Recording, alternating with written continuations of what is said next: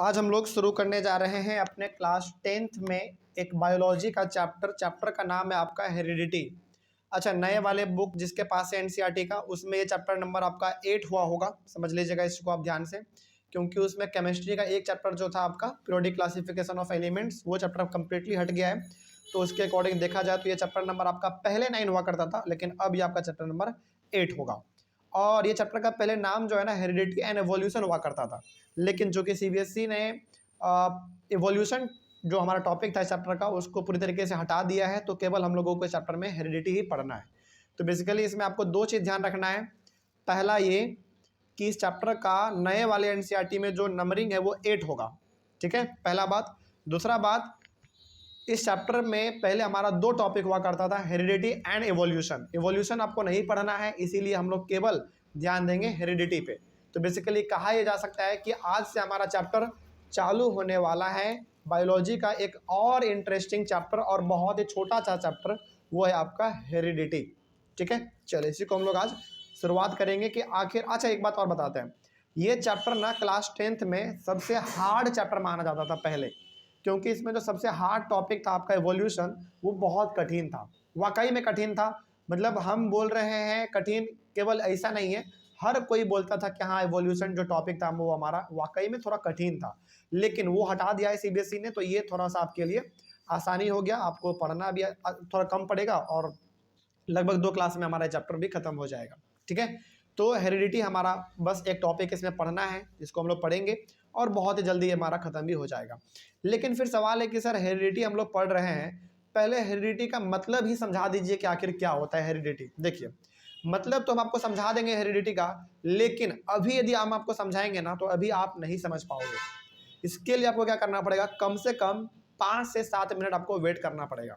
मतलब ये हो गया कि हेरिडिटी समझने से पहले आपको 2-3 इंपॉर्टेंट टर्म है वो आपको समझना पड़ेगा, तब जाके आप हेरिडिटी अच्छी तरीके से समझ पाएंगे।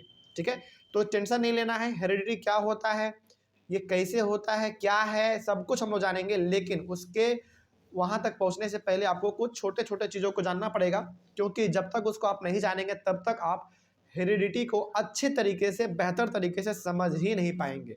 ठीक है, तो सबसे पहले हम लोग समझते हैं कि आखिर ट्रेड्स क्या होते हैं। तो ध्यान से समझते हुए चलिएगा, चैप्टर आपका बड़ा इंटरेस्टिंग है और बहुत ही छोटा सा है, तो बहुत जल्दी भी हमारा ये खत्म भी हो जाएगा। देखो यहाँ पे ना दो चीज़ आपके सामने है, यदि आपके सामने वर्ड इस्तेमाल किया जाए कैरेक्टरिस्टिक्स या फिर ट्रेड्स, दोनों का मतलब सेम समझना है। ठीक है, और ज़्यादातर हम लोग इस चैप्टर में जो इस्तेमाल करने वाले हैं वो ट्रेड इस्तेमाल करने वाले हैं, तो ध्यान से याद रखिएगा कि यदि आपके सामने वर्ड कैरेक्टरिस्टिक्स आ जाए या फिर ट्रेड्स आ जाए, दोनों का मतलब बिल्कुल सेम समझना है। अब ये होता क्या, इसको भी देख लेते हैं। देखिए, features of a human being और any other organisms like height, shape of hair, shape of nose, color of eyes, etc. are called characteristics और traits। सिंपल सा समझिए, characteristics या फिर traits का मतलब ये होता है कि एक इंसान का जो भी फीचर्स दिख रहा है आपको, जैसे सपोज कीजिए कि आपके फ्रेंड का जो हाइट है वो थोड़ा सा ज़्यादा है, इसी प्रकार से आपके फ्रेंड का जो बाल का शेप है वो थोड़ा सा घुंघरेला है, कर्ली हेयर है, आपके फ्रेंड का जो नोज है वो थोड़ा सा चिपटा है, आपके फ्रेंड का जो आईज है वो थोड़ा सा ज़्यादा मतलब डार्क नीला है, मतलब थोड़ा सा डार्क ब्लैक, ऐसा कुछ आप समझ लीजिए। मतलब सिंपल से यहाँ पे हम कहना चाह रहे हैं कि जिस इंसान का जो खासियत है, जिस जैसा आप उसको देख पा रहे हैं वही उसका कहलाएगा ट्रेट। जैसे मेरा हाइट 5.5 फीट से ज़्यादा है, 5 फीट 8 इंच के आसपास होगा मेरा, तो ये मेरा क्या हो गया, ट्रेट हो गया, यानी कि ये मेरा फीचर है। मेरा बाल बिल्कुल, मेरे बाल का जो शेप है वो कर्ली हेयर नहीं है, पूरा प्लेन बाल है, तो ये मेरा ये क्या हो गया, फीचर हो गया। मतलब ये सिंपल सा है कि जिस इंसान को आप देख पा रहे हो या फिर जिस ऑर्गेनिज्म को आप देख पा रहे हो, उसमें आप जो जो चीज़ नोटिस कर पा रहे हैं वही कहलाता है उसका ट्रेट। सिंपल सा मतलब है कि आपके अंदर क्या खासियत है, आपका हाइट अच्छा है, आपका बाल ठीक है, आपका आँख का कलर ऐसा है, आपके नोज का शेप ऐसा है, वही कहलाएगा उसका ट्रेट। तो सिंपल से यदि एक लाइन में हमको ट्रेट को डिफाइन करना हो तो ऐसे कहेंगे कि ट्रेट्स का मतलब होता है किसी भी ऑर्गेनिज्म का फीचर। फीचर मतलब वो दिखने में कैसा लग रहा है, उसके ऊपर क्या क्या आपको दिख रहा है, वही कहलाता है उसका ट्रेट। कोई दिक्कत इसमें, बात समझ आ रही है? तो जो भी आपका बॉडी का शेप है, बाल का कैसा शेप है, फिर से आपके नोज का क्या साइज है, इस तरीके का जो भी आपके पास फीचर है अपना, जो भी खासियत है वही आपका कहलाएगा ट्रेट या फिर कैरेक्टरिस्टिक, जो भी आप कह लीजिए। आगे तो यहाँ पे ना देखो चैप्टर बिल्कुल छोटा है, इसमें कोई शक नहीं है, लेकिन इसमें कॉन्सेप्चुअल टर्म बहुत सारे हैं इसमें, तो इसको आप ध्यान से समझते चलिएगा। आगे है हमारा there are two types of trades, inherited trades and acquired trades. अब हमारे पास जो ट्रेड्स हैं वो दो प्रकार के हैं, पहला है हमारा इनहेरिटेड ट्रेड्स और दूसरा है एक्वायर्ड ट्रेड्स। देखिए सबसे पहले आपको ये समझ में आ गया कि ट्रेड का मतलब सिंपल सा ये है कि ऑर्गेनिज्म आपको देखने में कैसा लग रहा है, वो छोटा है, बड़ा है, उसका हाइट, मोटा है, पतला है, यानी कि उसका जो फिजिकल अपीयरेंस है, जो उसका सिंपल सा आप देख पा रहे हो उसको अपने खुले आंखों से, वही कहलाता है उसका ट्रेट। यानी कि सिंपल सा ऑर्गेनिज्म का जो फीचर्स आपको दिख रहे हैं ऊपर से, वही हो गया उसका ट्रेड्स। अब हमारे पास ट्रेड्स दो प्रकार के होते हैं, पहला है इनहेरिटेड ट्रेड्स और दूसरा है एक्वायर्ड ट्रेड्स। अब ये क्या होते हैं, चलिए इसके बारे में देख लेते हैं। पहला हम लोग डिस्कस करेंगे इनहेरिटेड ट्रेड। देखिए सिंपल है, traits of an organism which is caused by a change in its genes or DNA is called an inherited trait। यानी कि जो चेंजेज आपके बॉडी में बाय बर्थ आता है, जन्म से ही आता है, उसको हम लोग कहते हैं इनहेरिटेड ट्रेट। यहां पे आपने डीएनए सुना होगा, डीएनए। खैर आगे बढ़ते हैं। इनहेरिटेड ट्रेट का सिंपल सा मतलब है कि आपके पास वैसा कुछ खासियत है जो कि आपको जन्म से ही मिला है। जैसे हम लोग कहते हैं ना, एग्जांपल इसका बहुत अच्छा है, जैसे हम लोग कहते हैं ना कि इस बच्चे का नाक जो है ना इसके पिताजी पे गया है, हम लोग कहते हैं ना कि इसका हाइट जो है ना इसके मम्मी पे गया है, हम लोग कहते हैं ना कि इसके आंख का जो साइज है बिल्कुल इसके भाई पे गया है, या फिर इसके पापा पे गया है, या फिर इसके मम्मी पे गया है। मतलब आपके बॉडी में वो फीचर जो कि बाय बर्थ आपको मिला है वो हमारा कहलाएगा इनहेरिटेड ट्रेट। कोई दिक्कत इसमें? जैसे एग्जाम्पल के तौर पे बताते हैं, जैसे मेरे हाथ का उंगली जो है ना मेरे पिताजी पे गया है, तो ये क्या हो गया, मेरा इनहेरिटेड हो गया, इनहेरिटेड ट्रेट। उसी प्रकार से मेरे पैर का साइज जो है ना मेरे बिल्कुल पिताजी से मैच करता है, बिल्कुल पैर का साइज, शेप, सब कुछ मेरे पिताजी का जैसा है, मतलब ये हो गया मेरा इनहेरिटेड ट्रेट। तो आपके घर में भी ऐसा कुछ जरूर होगा आपके बॉडी में जो कि आपके या तो फादर से मिलता होगा या फिर आपके मदर से मिलता होगा, तो वो क्या हो गया, आपका इनहेरिटेड ट्रेट हो गया। कोई दिक्कत इसमें? चलिए आगे बढ़ते हैं। तो सिंपल सा आप यहाँ पे याद रखिएगा कि आपके बॉडी के अंदर वो लक्षण या फिर वो गुण जो कि बाय बर्थ आपको मिला है, जो कि आपके फादर के डीएनए से आपके अंदर जो वो डीएनए आया है, वो आपका कहलाएगा इनहेरिटेड ट्रेट। सिंपल सा है, ठीक है। आगे, in other words inherited trait means the traits which we receive from our parents.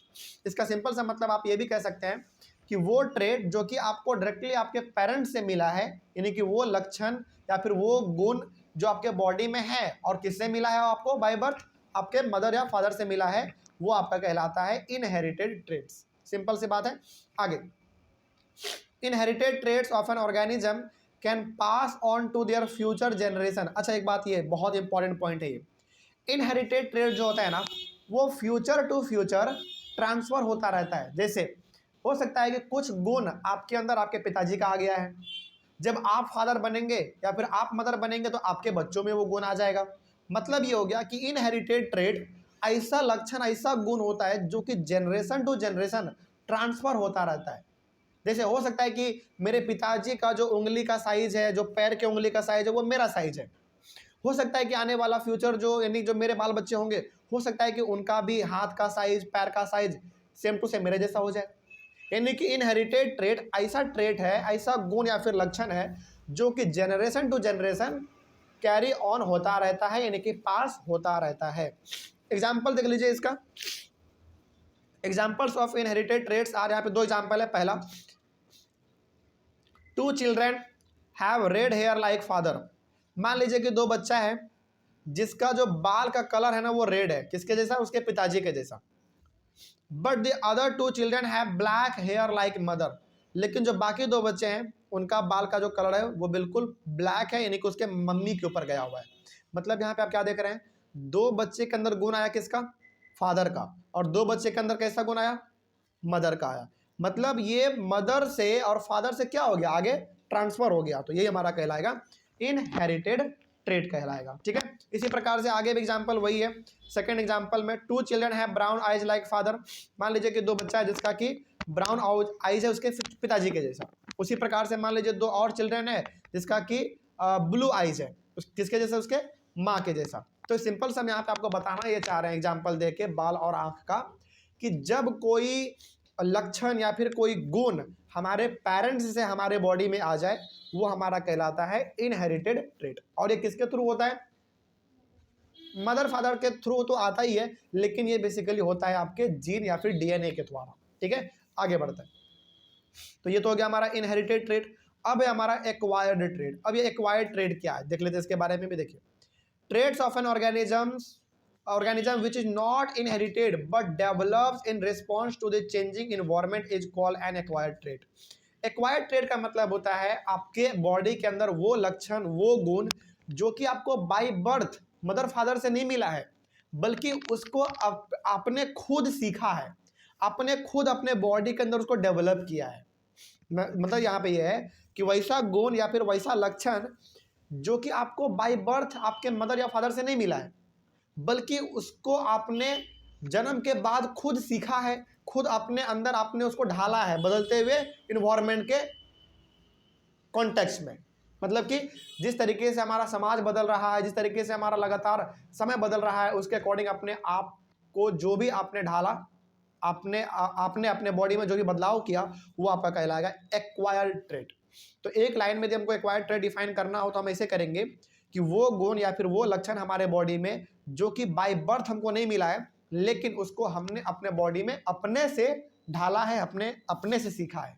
ठीक है, वो हमारा कहलाएगा एक्वायर्ड ट्रेट।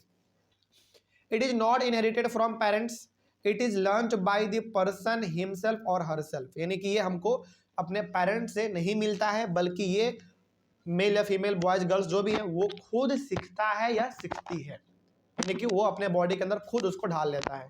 ठीक है, acquired traits of an organism can not be passed on their future generation. Acquired trait future generation यानी कि आने वाले जनरेशन में ये पास नहीं हो सकता। एग्जाम्पल देते हैं आपको और ज़्यादा समझ में आ जाएगा। जैसे स्विमिंग, क्या जब आप जन्म लेते हैं तो क्या आपको जन्म से ही स्विमिंग करना आता है? क्या नहीं। जैसे जैसे आप बड़े होते हैं, स्विमिंग सीखते हैं, वो गुण आपके अंदर आ गया कि हाँ हमको स्विमिंग आता है अब। लेकिन क्या मान लीजिए फ्यूचर में आप मदर फादर बनेंगे, तो क्या आपके बच्चे को भी क्या जन्म से स्विमिंग आएगा? बिल्कुल भी नहीं। मतलब ये हो गया कि acquired trait generation to generation carry on नहीं होता है, बल्कि ये बच्चा बड़ा होता रहता है तो अपने आप वो सीख जाता है, कोई दिक्कत नहीं इसमें।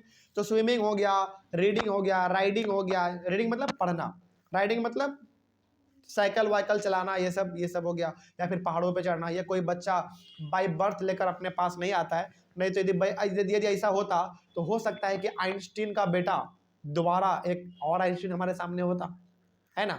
इसका मतलब हो गया कि एक्वायर्ड ट्रेट हमारा फ्यूचर टू फ्यूचर यानी कि जनरेशन टू जनरेशन ये कैरी ऑन नहीं होता है, बल्कि ये बच्चा खुद अपने आप को सीखता है। अच्छा, क्या आप एक्वायर्ड ट्रेट का और एग्जांपल दे सकते हैं जो कि आदमी खुद से सीखता है, जिसको कि बाय बर्थ नहीं मिलता? है ना, बहुत सारा एग्जांपल है। डांसिंग है, पेंटिंग है, सिंगिंग है, कुकिंग है। ये सब क्या है? ये सब हम लोग अपने से सीखते हैं, ये गुण हमने अपने अंदर खुद से ढाला है ना। तो ये हो गया हमारा एक्वायर्ड ट्रेट। तो यहाँ तक के क्लास में, और इसमें हाँ अब आपको बताएंगे हेरिडिटी क्या होता है, क्योंकि हमारा चैप्टर ही है हेरिडिटी के ऊपर। अब समझाएंगे ना, आपको आराम से समझ में आ जाएगा। लेकिन यहाँ तक आपने क्या समझा उसको आप देख लीजिए बड़ा ध्यान से। सिंपल सा है, ट्रेट्स या फिर कैरेक्टरिस्टिक्स का मतलब होता है कि आपके अंदर गुण क्या क्या है। गुण का मतलब आपके बाल का कलर कैसा है, आंख का कलर कैसा है, नोज का साइज कैसा है, आपका हाइट क्या है, यानी कि आपका फिजिकल अपीयरेंस क्या है, वही आपका कहलाएगा कैरेक्टरिस्टिक्स या फिर ट्रेट। और ट्रेट हमारा दो प्रकार का होता है, एक इनहेरिटेड ट्रेट और एक एक्वायर्ड ट्रेट। इनहेरिटेड ट्रेट का मतलब हो गया वो गुण, वो लक्षण जो कि आपको आपके पेरेंट्स से मिला है बाय बर्थ, यानी कि जन्म से ही आपको वो मिला है, तो वो होता है हमारा इनहेरिटेड ट्रेट। एग्जाम्पल भी आपने यहाँ पे देख ही लिया। और एक्वायर्ड ट्रेट का मतलब होता है वो गुण, वो लक्षण जो कि आपके अंदर आया है बाय बर्थ नहीं, बल्कि उसको आपने खुद सीखा है। आपका सिंगिंग हो गया, स्विमिंग हो गया, पेंटिंग हो गया, कराटा हो गया, डांसिंग हो गया, है ना, ये सब आपका है एक्वायर्ड ट्रेट। अब समझिए कि आखिर हेरिडिटी क्या होता है।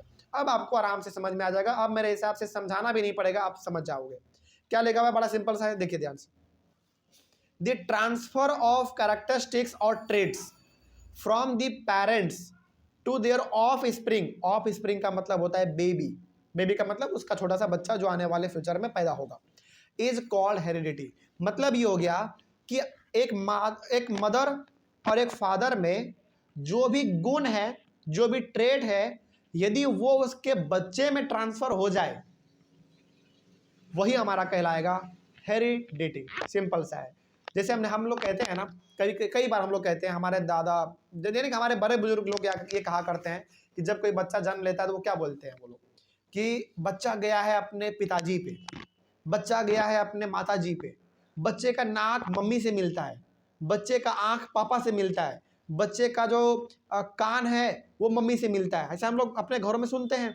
तो बेसिकली यहाँ पे हेरिडिटी का मतलब है कि जब कुछ गुण पेरेंट्स से उसके बच्चे में ट्रांसफर हो जाए, यही हमारा कहलाएगा हेरिडिटी। सिंपल सा। तो यदि हमको हेरिडिटी को एक लाइन में डिफाइन करना हो तो ऐसे कहेंगे कि जब कुछ गुण यानी कि कुछ ट्रेड्स पेरेंट्स से उसके बच्चे में ट्रांसफर हो जाए, इसी को हम लोग कहते हैं हेरिडिटी। याद रखिएगा, ऑफ स्प्रिंग का मतलब होता है उसका छोटा सा बेबी यानी कि बच्चा। कोई दिक्कत इसमें? अच्छा, इसी को हम और कैसे कह सकते हैं? In other words, heredity means continuity of features from one generation to next generation. यानी कि हेरिडिटी का मतलब होता है कि फीचर्स का, यानी कि हेरिडिटी का मतलब है फीचर्स का जनरेशन टू जनरेशन ट्रांसफर होते रहना। जैसे मान लीजिए कि हमारा, जैसे हमने अभी एग्जांपल दिया आपको कि मेरे हाथ का जो साइज है ना, वो बिल्कुल मेरे पिताजी के जैसा मिलता जुलता है। तो ये क्या हो गया, हमारा हेरिडिटी हो गया। हो सकता है आने वाले फ्यूचर, यानी कि फ्यूचर में हो सकता है कि मेरे जो बच्चे होंगे उनका भी हाथ का साइज मेरे जैसा हो जाए जब वो जवान हो जाएगा तब। तो ये बताना ये चाह रहे हैं कि हमारा हेरिडिटी कहलाता है। तो हेरिडिटी सिंपल सा क्या होता है, जनरेशन टू जनरेशन आपका जो फीचर्स है, आपका जो गुण है, आपका जो लक्षण है, वो आपके आने वाले फ्यूचर जनरेशन वाले बच्चों में ट्रांसफर होता रहता है। यही हमारा कहलाएगा हेरिडिटी। तो क्या अब आपको इस चैप्टर का मतलब समझ आया? तो हेरिडिटी का सिंपल सा क्या मतलब हो गया, फीचर्स का यानी कि ट्रेड्स का पेरेंट्स से बच्चों में ट्रांसफर हो जाना, वही हमारा कहलाएगा हेरिडिटी। यानी कि गुण का, लक्षण का अपने बच्चों में ट्रांसफर हो जाना, वही हमारा कहलाएगा हेरिडिटी। कोई दिक्कत इसमें? चले, तो ये हमारा टॉपिक यहाँ पे कंप्लीट हो गया।